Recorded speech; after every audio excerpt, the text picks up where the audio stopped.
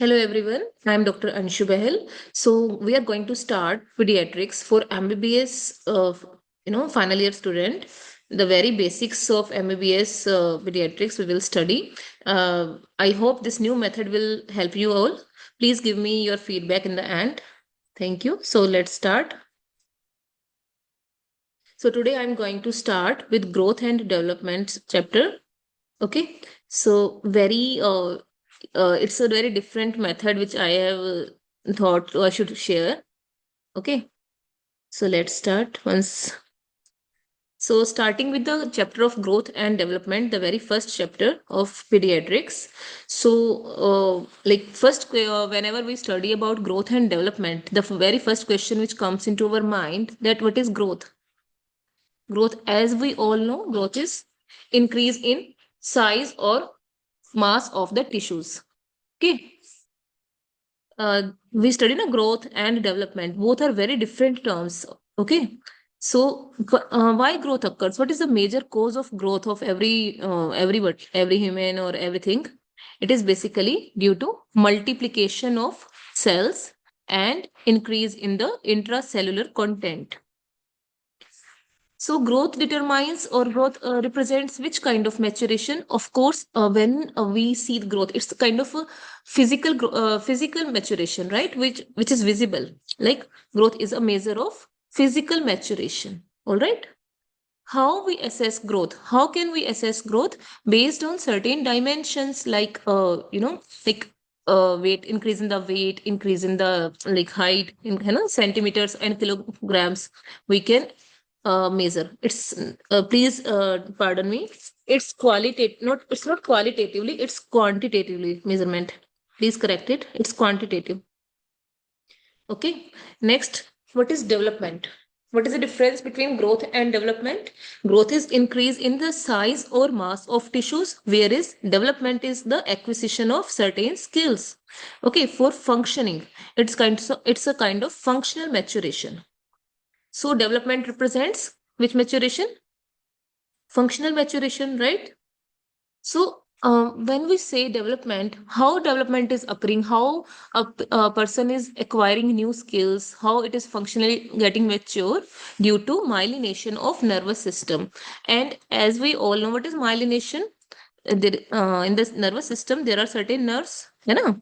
So on that, there is a sheath, myelin sheath, and that gets, further growth of basically myelin that is representing myelination of nervous system leading to the development of new skills. And as we had studied, like growth is assessed by some quantitative measurements like increase in the weight, increase in the dimensions wise, right? Centimeter increasing. But how development is assessed? It is assessed by qualitatively evaluating various functions. Okay, so this is the difference between growth and development. So now, which are the main factors which affect growth? First comes the genetic factor. Genetic factors, like suppose, have you seen like when the parents are obese, babies sometimes obese, right? So phenotype, for example, phenotype, the the phenotype of the uh, these traits that determines the phenotype of the sorry phenotype determines the further growth of the baby.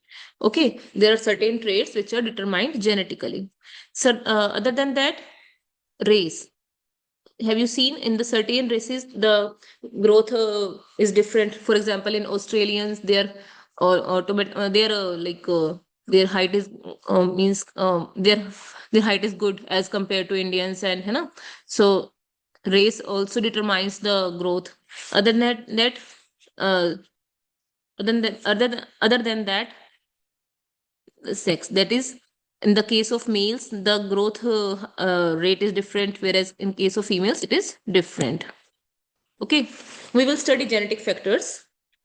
Other than that, there are environmental factors. For example, mother who is during pregnancy who is exposed to certain infections or some illnesses, or if she's anemic, she's malnourished, so baby will be accordingly very much poor in will have poor growth as compared to a baby who is born to a mother from a well nourished family, well nourished, who is well nourished, not exposed to any kind of drugs, any kind of infections. So environmental factors also determine the growth. We are going to study each of these factors in detail one by one. Third is social factors. Social factors including the socio-economic levels. For example, mothers from good socio-economic status, their baby's growth is different, whereas the babies from poor families, undernourished, they're undernourished. Okay, leading to, of course, difference in nutrition as well. A baby who is more exposed to junk and all, not getting good nutrition, his growth will be different as compared to a baby who is getting very good nutrition. Other than that, cultural factors, of course, it varies. Like in certain families, in some families there is who are vegetarian, there they're not getting that their protein level is different as compared to the babies from those families who are eating all these things, egg and non-veg. So cultural factors also determine the growth. Next is the hormones. Hormones, we already know that thyroxine hormone, insulin, etc., growth hormone, they also affect the growth of a baby. Thyroxine, insulin, and growth hormone. Okay. Next is trauma and infections. For example, a baby who is, whose epiphysis of certain some bone got traumatized due to some, some accident or some other problem. So trauma can also, delay the growth by affecting epiphysis. Similarly, infections, a baby who is having persistent diarrhea, persistent respiratory tract infections, is his growth will be hampered as compared to a baby who is not having any kind of infection. Other than that, drugs, some drugs, like especially the, for example, androgenic hormones, which are giving like injections, so they can also affect the growth of the individual. So, genetic factors, how the genetic factors affect growth, as I have already told. Phenotype, first of all, transmission of traits, it is genetically determined, which affects the growth of baby. Secondly, race, thirdly, sex of the individual. And fourth, genetic disorders. For example, in case of Turner syndrome, Down syndrome, the growth, of course, varies. Okay. So next is how environmental factors affect growth. It includes basically the growth of the child. It is determined even before his birth, right? During prenatal period, if mother is having malnourished mother is there, or anemic mother is there, or the mother who is who takes tobacco and alcohol during the antenatal period, it will hamper the growth of the baby, leading to IUGR. Other than that, suppose mother is having some infection, some chronic infection, or some illness, right? Like any asthma or some heart disease, is the growth of baby will be hampered in that. A mother who is exposed to radiations or exposed to some drugs, the growth will be hampered. Other than that, stress and multiple pregnancies, it also affects the growth, of course. Next, some obstetric disorders like pregnancy-induced hypertension, preeclampsia, etc., affect growth. These are the prenatal factors. Now, what are the postnatal factors which can affect growth? It includes, first of all, a baby who is having birth asphyxia. The poor oxygenation is there in the brain. It affects the growth in future. Similarly, the baby is having congenital heart disease, or a baby who is premature having respiratory tract infections. Also, their growth will be delayed as compared to a normal baby. All right. So let's move further. So, how the social factors affect growth?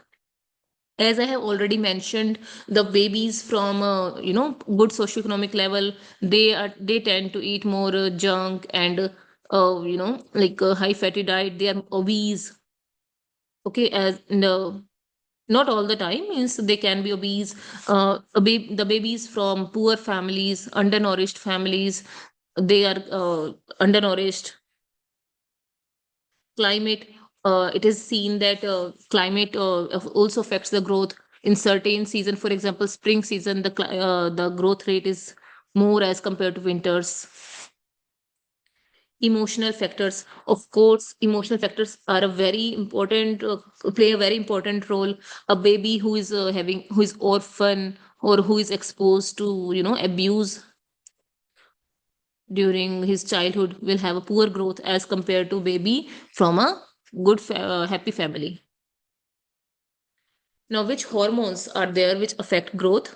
First is the growth hormone, second is thyroxine hormone, which we already know, and third is the insulin hormone. These hormones affect growth, and lastly, androgens also affect the growth. Okay, chalo. The mnemonic for to remember is GAIT, GAIT. Okay. So, what are the laws of growth? There are certain laws which affect the growth.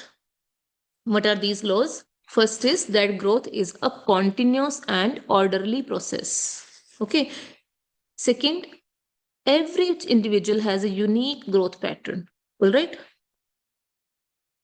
And the general growth pattern, it is always from head to toe, means cephalocaudally, and distal to proximal,